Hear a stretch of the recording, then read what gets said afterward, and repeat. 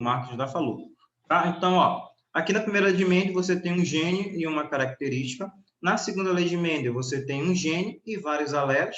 Foi aquele que eu falei para vocês, do coelho selvagem, o coelho chinchila, o coelho albino e o coelho himalaia. E você tem um indivíduo, e esse indivíduo pode ter dois alelos, ó, como por exemplo aqui, ó, vai ter o alelo do selvagem e vai ter o alelo do chinchila. Só que esse coelho ele é selvagem, porque o selvagem domina em relação ao chinchila. Então, você tem um indivíduo, ó, e você tem dois caracteres, dois alelos diferentes. Tá? Já na interação gênica, você tem um gene que vai ser igual a várias características, tá? Que pode aparecer no indivíduo, tá? Como a crista do galo, o que vai ter, tá? Como é o formato aqui da crista dele, ok? Por exemplo, a pelagem em cachorros também, tá? Um exemplo de pleitopia. Já a interação gênica simples, né? Que é epistasia também que a gente vai estudar, tá? Lá na epistasia dominante recessiva, que são vários genes e apenas uma característica. Então, bora ver aqui o que é pleitropia, tá? A pleitropia é o nome dado aos múltiplos efeitos de um gene, né? Acontece quando um único gene controla diversas características do fenótipo, que muitas vezes não estão relacionadas. Então, é como se fosse uma marionete. Você tem um gene, tá? E esse gene é ele que vai controlar as características, tá? Dos outros fenótipos. Você tem um gene,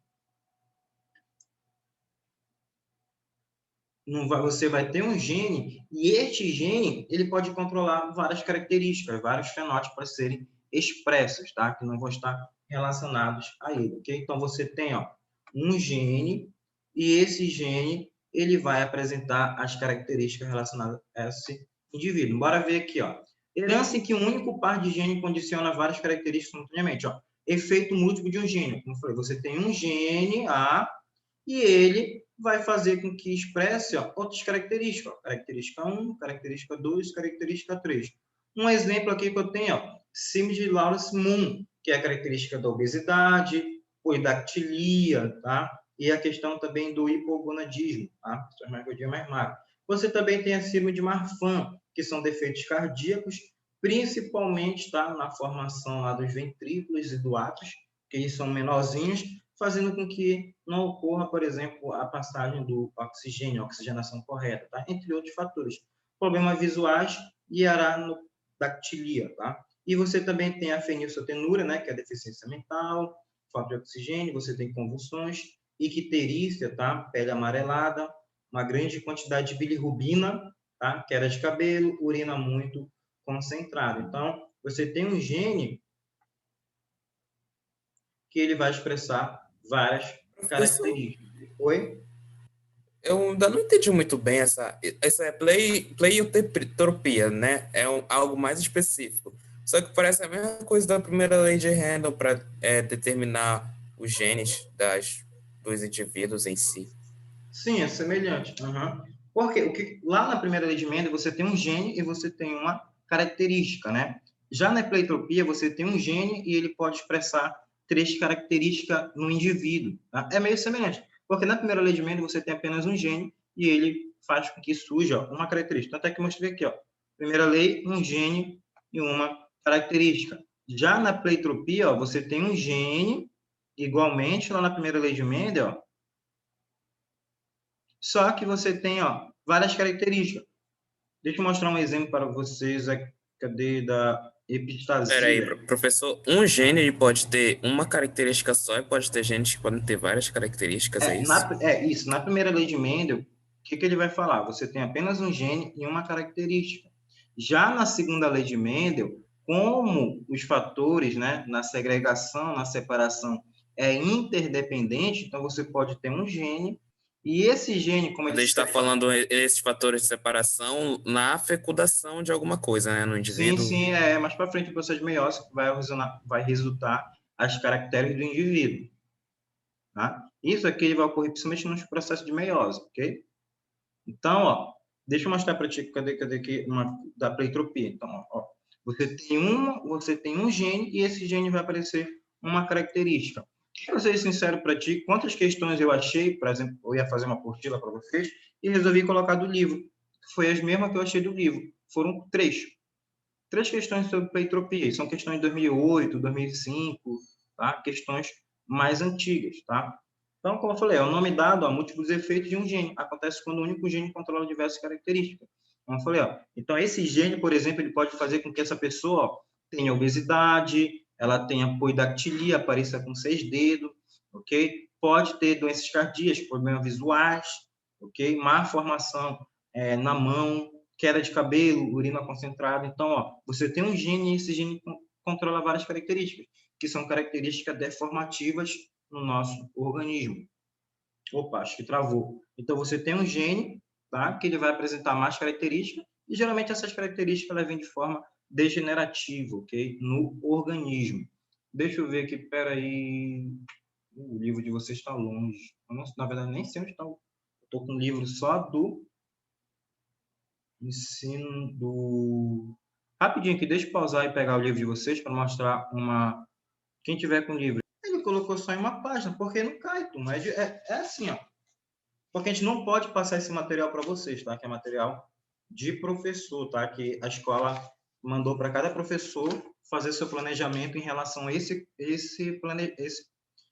cronograma que mandaram em relação ao Enem. Então, o que o Enem mais cobra? O Enem trabalha genética. Dentro de genética, o que ele pede? Primeira lei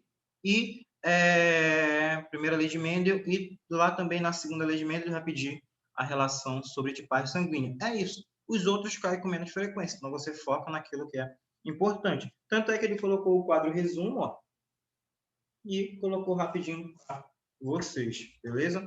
Só continuar aqui rapidinho, falar para vocês da interação gênica, tá? A interação gênica, ela vai fazer o quê, ó? Na situação chamada de interação gênica, ó, você vai ter 2 ou mais pares de genes, ó, de alelos diferentes, que se associam, ó, na determinação de uma única característica. Então, você tem 2 genes, tá? 2 genes, né? Você vai ter vários, ou então vários genes, 2 pares, que eles vão trabalhar com uma característica, diferentemente da pleitropia. Pleitropia, você tem um gene para várias características. Interação gênica, você tem várias, né, pares de genes, mais de um gene, e ele vai trabalhar somente com uma característica. Então, no caso, é como se eu tivesse um par de sapato, só que para um pé. Pô, teu exemplo foi bom, isso mesmo. Você vai ter 2 pares de sapato para uma única característica, tá? Um exemplo aqui, ó. Olha, você tem aqui, ó. Tá vendo que eles estão... Olha, eles estão aqui, ó. Diferente, olha aqui, ó. Alelos diferentes, ó. Eles até se encontram em forma diferente no cromossomo, tá vendo, ó? Então, ó, processo pelo qual 2 ou mais pares de gene com distribuição independente condicionam conjuntamente um caractere. Então, o que quer dizer, ó? Esses pares de genes aqui, ó, eles são diferentes, ó. Você tem aqui, ó, o azão, azinho, e você tem o Bzão e o Bzinho. Então, você tem um par de gene e você tem outro gene. E eles vão dar resultado a uma única característica. Então, você tem genes encontrados no locus gene, ó, num locus gene diferente. Ó. Então, ó, você tem aqui nesse locus A e você tem outro gene.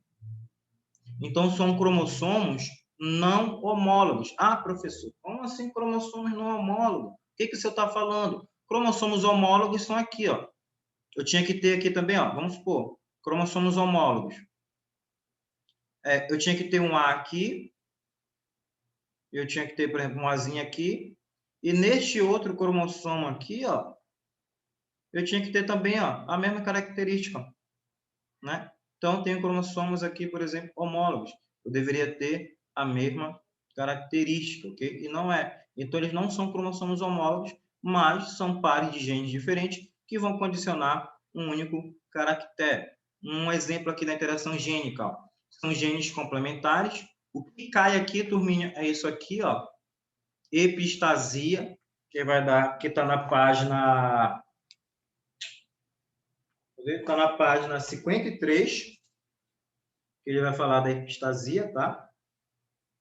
Tanto da epistasia dominante como da epistasia recessiva, tá? Processo de interação gênica também, tá? Das interações epistáticas, tá? Herança quantitativa, linkage ou ligação, tá? Da ligação dos genes, tá? Ó, para falar para vocês aqui sobre genes complementares, tá? Por exemplo, aqui, o que eu quero que eu fale para vocês? Ó? São aqueles, né, genes complementares, quando isolados em um indivíduo, determinam o aparecimento de uma característica, diferente daquele que aparece quando estão juntos. O exemplo mais conhecido é a determinação do formato da crista de Galo, né, de herança condicionada por dois pares de genes alelo. Rzão, Professor, o que é essa crista de galo? É crista de galo no galo ou é na pessoa? no galo mesmo aqui, ó, eles estudam a Ah, característica. tá, Aqui, tá. ó, crista, tá? Aqui, ó, o que aparece aqui, ó, tá?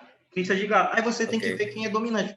Por exemplo, se você tem um galo crista rosa, aí ele cruza, né, com uma galinha lá, aí, né, ou se ela cruza com outra, as características que podem aparecer. Se a galinha for de galinhaço, né, for crista simples, então um vai dominar sobre o outro, para você ver como esse conceito de genética ele é tão grande, tá? Então, o que que ele vai falar aqui, ó? Quando, né, são isolados em um indivíduo. Eles vão determinar o aparecimento de características diferentes daquela que aparece quando estão juntos. Então, se eles estivessem juntos, era para ter determinada característica X, mas quando eles estão separados, aparece uma característica Y. Quando eles estão separados, é uma característica, quando estão juntos, é outra. O exemplo mais conhecido que eu falei para vocês é o formato da crista de galinha, né? Que são heranças condicionadas por dois pares de genes alelos. Rzão, Rzinho, Iezão e Ezinho. Então, eles separados dão uma característica. Quando eles estão juntos, vai ser outra. Um exemplo aqui, ó, crista de Galo. O gene dominante Rzão, quando isolado, determina o aparecimento de crista rosa. E o gene Ezão condiciona a crista ervilha. Nas aves que possuem ambos os genes dominantes, o crista nós, tá? Os duplos homozigotos recessivos. O que quer dizer? Ó? Quando você juntar esses caracteres aqui de crista rosa com crista ervilha, meu Deus do céu, você vai apresentar outras características, que são aqui, ó. Vai ser heterozigoto com heterozigoto ou vai ser. Não, é que você falava homozigoto, homozigoto. É, No caso, essas isso, características. você vai ter que ver a característica. Então, ó, o Rzão sozinho, o Rzão, ó, bem aqui, ó, vou falar primeiro bem aqui. O Rzão sozinho, ele vai dar característica à crista rosa. Tá? Quando tu tiver não importa, pode vir um Rzão aqui ou pode vir um Rzinho. Mas para ser crista rosa, tem que ser o Rzão dominante e os dois Ezinho recessivo. Aqui, ó, infelizmente, tu tem que decorar isso aqui. Infelizmente, tu tem que decorar. Essa parte aqui das cristas, você tem que decorar. Você tem que saber quando é crista nós, quando é crista rosa, quando é crista ervilha e quando é crista simples. Como é que você decora? Aprender, mas ou decorar, né? Decorar não é a palavra que a gente gosta de falar, mas estou sendo vou ser sincero para você, né? Infelizmente, essa parte aqui tem que decorar. Algumas coisas a gente tem mesmo que aprender, mas outras partes a gente vai ter que decorar. Por exemplo, citologia você não pode decorar, você tem que aprender. Ecologia, tu não pode decorar, tu tem que aprender. Essa parte aqui de crista, que são questões que caem pouco, você tem que decorar. São aquelas questões que você estuda um mês antes da prova, para você ver, né, e relembrar. Tá? Então, ó, para finalizar a aula de hoje, eu vou ficar aqui nessa parte, tá? Quais são os genótipos de cristanós? Você tem que ter um Rzão e um Ezão, tá? Esse vai definir o cristanós, desculpa, cristanós. Crista rosa, você precisa ter um meu Deus do céu, um Rzão e os outros têm que ser recessivos, o exínio e exínio. Já do ervilha, você tem que ter Rzinho, mas você tem que ter aqui, ó, o exão, tá? Pouco importa o que vier, o outro é. Pode ser dominante, pode ser recessivo. E o crista simples é totalmente recessivo. Então, a dica, você tem que saber os três primeiro. O crista nós, o crista rosa e o crista ervilha, para você diferenciar. É por isso, turma, sendo sincero, que as pessoas acabam cansando de genética. No início é bacana, é legal, as partes do cruzamento, mas depois se torna massificante, tá? Que as pessoas vão acabar enjoando de tanto fazer lá o cruzamento. Por exemplo, anotem outro cruzamento para vocês fazerem aí, ó. Façam esse cruzamento aqui, ó. Faça um cruzamento de um crista rosa. Aqui, ó.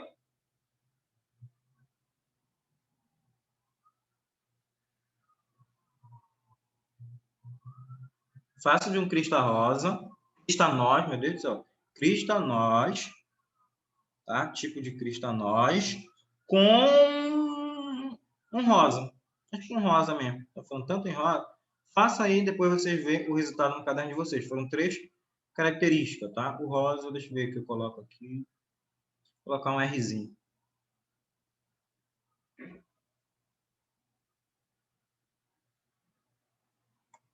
Tá? Façam esse cruzamento aí e ver qual os resultados vocês tiverem, tá? Tudo isso aqui tá no livro de vocês, tá, turma? Tá lá na página 53, tá? Que ele fala o genótipo e o fenótipo, qual é a coloração. Beleza? Ok? Na aula de amanhã, eu continuo, ok? A explicação do conteúdo, tá? Eu vou explicar também uma parte para vocês lá sobre probabilidade, ok? Rapidinho, é bem simples. Tá caindo essa parte de probabilidade. E na semana que vem, que eu queria deixar esse assunto por final, para finalizar praticamente o módulo 4, que foi a questão mais difícil que caiu em biologia no Enem, tá? Que foi a questão lá da parte de tipagem sanguínea com genética que ele cobrou, tá? Que não vinha sendo cobrado há anos, ele pediu. E provavelmente não vem no Enem do ano que vem, tá? Porque a prova já está feita. Beleza? Essa hora aqui, abril já quase, a prova do Enem 2021, ela já está feita. Beleza? Então, aula de amanhã gravada lá no portal Eclash, tá? Assistam e eu vou falar as páginas do livro. Professor, você pode falar agora? Quem quiser adiantar, quem gosta de fazer exercício já. Fala logo aí, E aí, professor. Malcher, se você tivesse em sala de aula, tu estaria assim? E aí, professor?